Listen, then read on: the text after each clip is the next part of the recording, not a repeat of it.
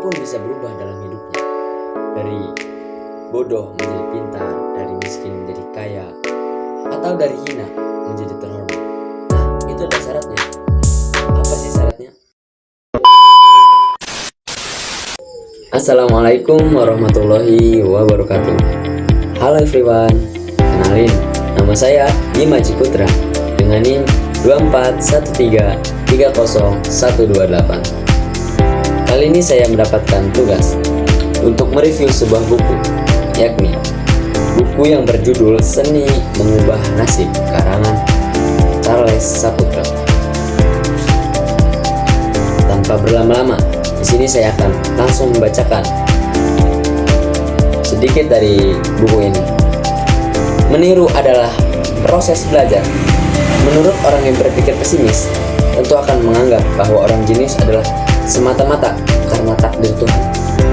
Namun bagi yang berpikir optimis, seseorang bisa menjadi jenius karena melewati berbagai macam proses selama hidupnya. Tanpa melewati proses seperti belajar dan bekerja keras, mustahil orang akan menjadi jenius. Siapapun bisa berubah dalam hidupnya, dari bodoh menjadi pintar, dari miskin menjadi kaya, atau dari hina menjadi terhormat. Nah, itu ada syaratnya. Apa sih syaratnya? Syaratnya adalah harus menjalani proses sebagaimana mestinya dan berusaha keras untuk mencapai perubahan yang diinginkan. Semua hal boleh berubah, tapi ada satu yang tidak bisa berubah, yaitu perubahan itu sendiri. Dunia pasti berubah, ekonomi pasti berubah, selera bisa berubah, apalagi sifat manusia yang bisa berubah-ubah. Nasib manusia bisa diubahkan, finansial bisa berubah, merek bisa berubah. Jadi, tidak ada yang tidak bisa diubah di dunia ini kecuali Tuhan yang tidak pernah berubah. Dia tetap Tuhan dengan segala kekuasaan. 1. Meniru sebagai metode belajar. Kebiasaan sehari-hari dan cara belajar orang-orang jenius patut ditiru agar kita dapat mewarisi kecerdasan dan kejeniusan mereka.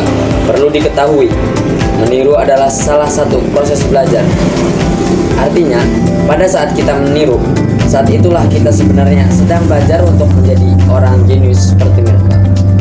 Jadi, kalau kita meniru kebiasaan sehari-hari orang yang jenius atau orang yang pintar pada masa lalu, terus kita menirunya, itu kita sebenarnya sedang belajar untuk menjadi orang jenius seperti mereka untuk masa yang akan datang.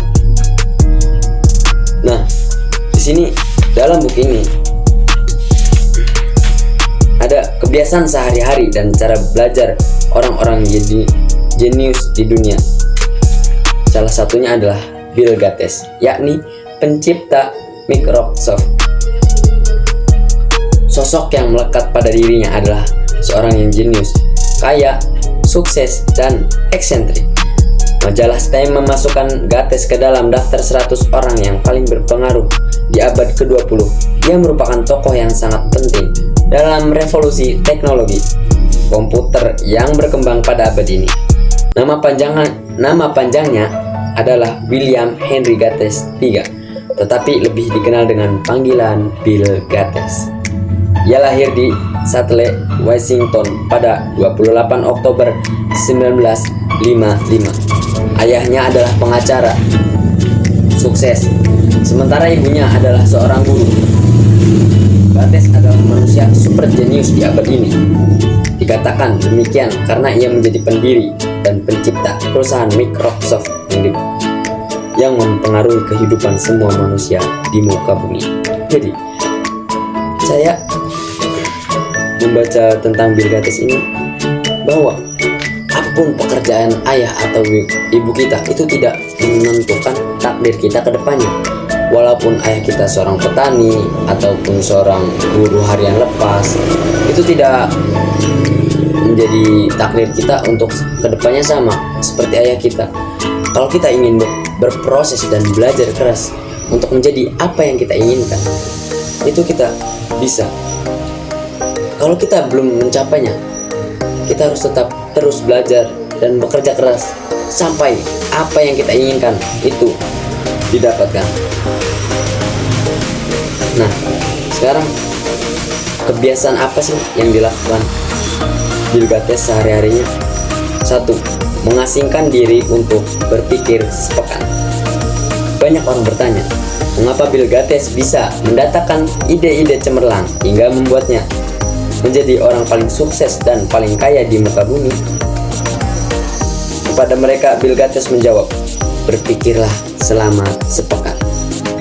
Maksud dari kebiasaan berpikir sepekan yang dilakukan Gates adalah selalu mengasingkan diri di tempat khusus, menyendiri selama sepekan untuk berpikir, untuk menghasilkan gagasan-gagasan atau ide cemerlang. Selama sepekan itu, Bill Gates tidak mau diganggu oleh siapapun, entah itu oleh keluarganya, temannya, ataupun saudaranya. Waktu selama sepekan, ia betul-betul digunakan untuk berpikir sehingga dapat dipastikan lahir ide-ide yang cemerlang. Setelah waktu sepekan khusus, ia seperti biasa hidup bersosialisasi dengan orang-orang di sekelilingnya. Ia tetap bercanda gurau, bermain, berkumpul, dan hidup layaknya orang-orang biasa. Dari sini kita dapat disimpulkan bahwa sebenarnya Gates tidak berpikir serius setiap hari ataupun setiap saat. Ia hanya berpikir serius selama sepekan, tapi bisa menghasilkan karya spektakuler.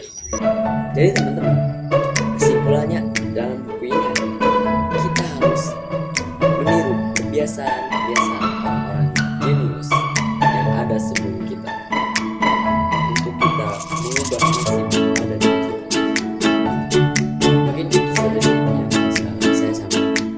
Kurang lebih wabillahi taufiq wal hidayah. Wassalamualaikum warahmatullahi wabarakatuh.